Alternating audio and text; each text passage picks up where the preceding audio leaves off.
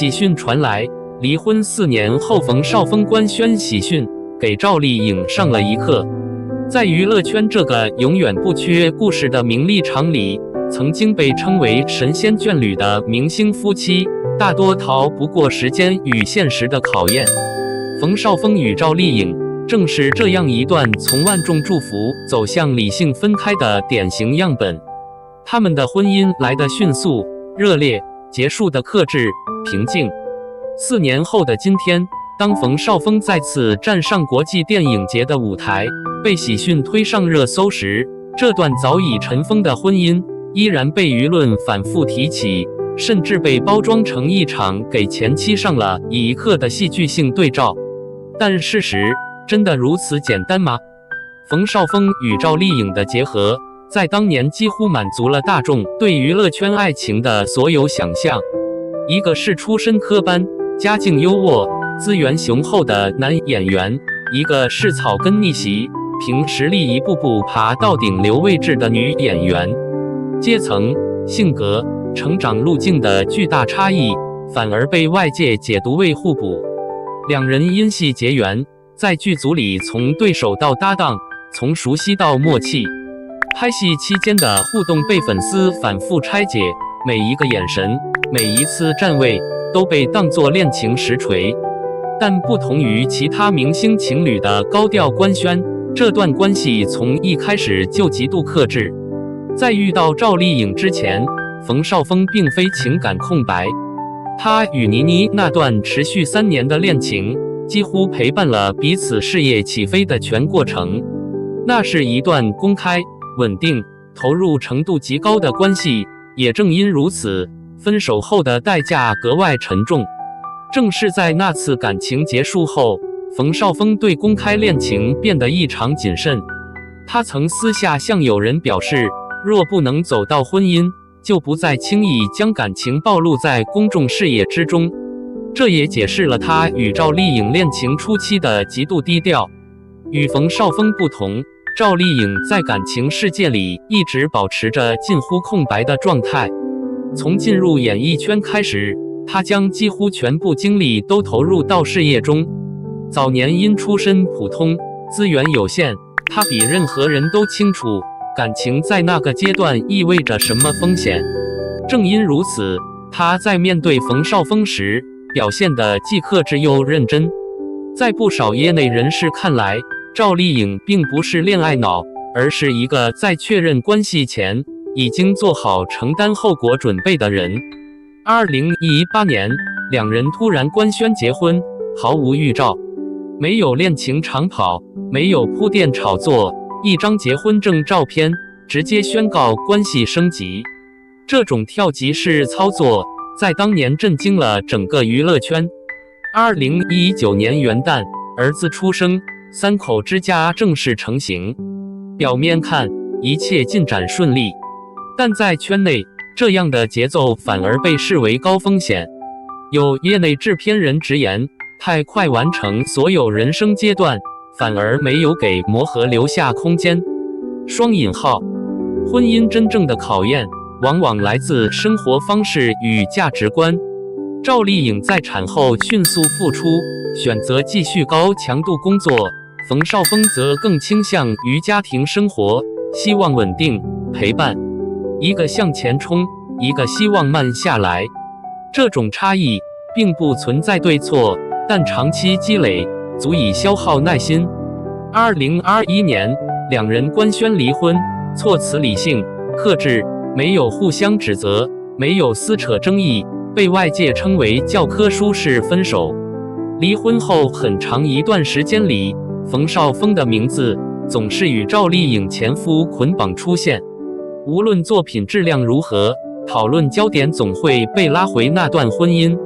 這種標籤對一個中生代男演員而言，幾乎是職業發展的隱形天花板。不少網友評價他被前妻光環覆蓋，存在感被削弱。今年，馮紹峰攜新作亮相威尼斯國際電影節。這一次，他不再以誰的前夫被提及，而是作為作品主演之一，站在國際舞台中央。紅毯、採訪、影評討論，終於開始圍繞演員馮紹峰本身展開，這被視為他職業生涯的重要翻身時刻。消息一出，網絡評價迅速分化，支持派認為，馮紹峰終於證明了自己不是靠婚姻刷存在感，國際電影節是實打實的專業認可，中年男演員的堅持值得尊重。質疑派則指出，一部電影不足以定義逆襲，威尼斯入圍個人成就巔峰，不該把事業發展強行與前妻對立。與此同時，趙麗穎近期在社交平台上的更新頻率下降，被部分網友解讀為狀態不穩，被對方壓了一頭。但粉絲迅速反駁，指出她正在低調籌備新項目，刻意減少曝光。在業內看來，這種降噪期反而是成熟演員的常態選擇。值得注意的是，馮紹峰的另一位前女友林允也在此時因新劇造型引發關注。多套造型曝光後，不少網友開始將他、馮紹峰、趙麗穎放在同一敘事框架中比較。這種對比本身恰恰反映了娛樂圈輿論的慣性。在業內人士看來，馮紹峰與趙麗穎這段婚姻之所以被反覆討論，本質並非感情八卦，而是娛樂圈資源邏輯的真實樣本。婚姻在這個行業裡，短期內可能帶來話題、曝光和情緒價值，但從長期看，真正能決定演員命運的，依然只有作品和不可替代性。趙麗穎在離婚後迅速回歸高強度工作節奏，接連嘗試現實題材、女性視角和複雜角色，明顯在主動擺脫甜寵女主的路徑依賴。她的選擇在業內被評價為極具風險，但方向清醒。反觀馮紹峰，則走了一條更慢、更保守的路線。他減少曝光，降低綜藝存在感，把時間投入到劇本篩選和電影項目中。這種選擇在短期內並不討好流量市場，卻為後期轉型保留了空間。網友為何執着於給趙麗穎上了一課？一個耐人尋味的現象是，明明兩人早已離婚多年，但每當馮紹峰有新動向，總有人急着把趙麗穎拉進對照組。輿論心理學者分析，這背後其實是大眾對婚姻選擇是否正確的集體投射。有人希望看到離婚的一方後悔，以此證明傳統婚姻觀的正確性；有人則急於制造女性失誤的敘事，用來警示成功女性不要太獨立。還有一部分人單純沉迷於把現實人生包裝成爽文劇情，於是上了一課這種帶有強烈情緒傾向的說法才會一次次被推上熱搜。但問題在於，現實不是爽文，人生更不是對賭局。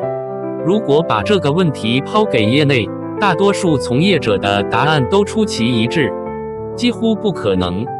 原因很簡單，趙麗穎從出道開始就始終把可控性放在第一位，她對事業的規劃、對風險的判斷，遠比外界想象中冷靜。一位與她合作過的導演直言，她不是那種會因為外界變化就自我懷疑的人，她做選擇時就已經想清楚代價。雙引號。換句話說，那段婚姻，她不是賭輸了，而是階段性完成。當然，也並非所有聲音都在為馮紹峰的喜訊喝彩。部分影評人指出，目前的認可更多集中在作品層面，而非演員個人的絕對突破。國際電影節的入圍，更多是整體項目的成功。中生代男演員的競爭異常激烈，一次亮相並不足以建立長期優勢。真正的考驗在於後續是否能持續輸出高質量角色。換言之，這次曝光更像是一次重新回到牌桌的機會，而不是已經鎖定勝局。至於林允被頻繁拉出來比較，本身就暴露了輿論的荒誕性。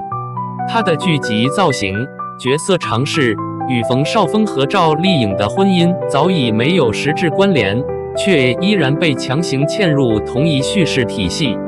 這恰恰說明，娛樂圈輿論從不關心個人發展邏輯，只關心能不能拼成一條足夠刺激的故事線。如果必須給這段關係一個現實層面的總結，那答案其實非常簡單。